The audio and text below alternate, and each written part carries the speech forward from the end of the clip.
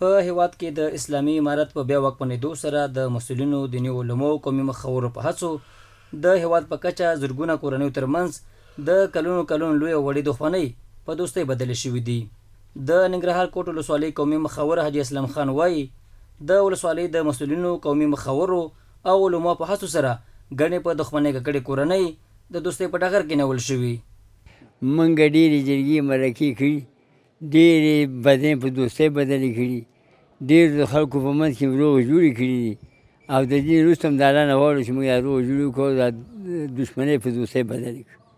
د دغه ولسوالۍ بل قومي مخور محمد حنیف بیا په ترسره شوو روغو جوړو د خوښۍ ترڅنګ له مسؤلینو غواړي چې پاتې لویو وړو شخړو ته د پای ټکی کېږدي. زموږ په دې وطن کې ډېرې شخړې او ډېرې لانجې او د هغې د لاسه بدۍ جوړې شوي دي. الحمدلله د اسلامي امارت چې راغلی دی کې ډېرې حل شوي دي او باقي نورې کومې شخړې چې دا موږ غواړو د اسلامي امارت نه چې دغه شخړې هم حل شي او د پای ټکی ورله کېښودل شي. په ورته وخت کې د کوټ ولسوال مولوي صدیق الله منصور وایي د دیني علماو او قومي مخورو په هڅو یو شمېر لویې او وړې دښمنۍ پای ته رسولي او د پاتې لویو وړو شخړو د حل لپاره هڅې کوي.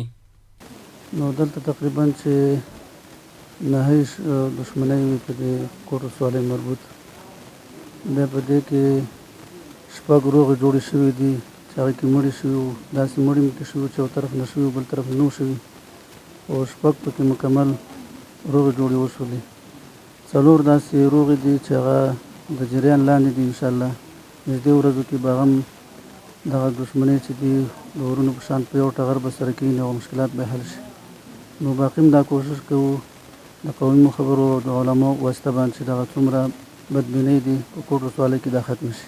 دا په داسې حال کې ده چې له تېرو 15 میاشتو راهیسې د ننګرهار د سرحدونو، قومونو او قبایلو چارو ریاست له لورې د دې ولایت په بېلابېلو ولسوالیو کې شاوخوا 600 دښمنۍ بېرته په دوستۍ بدلې شوي دي.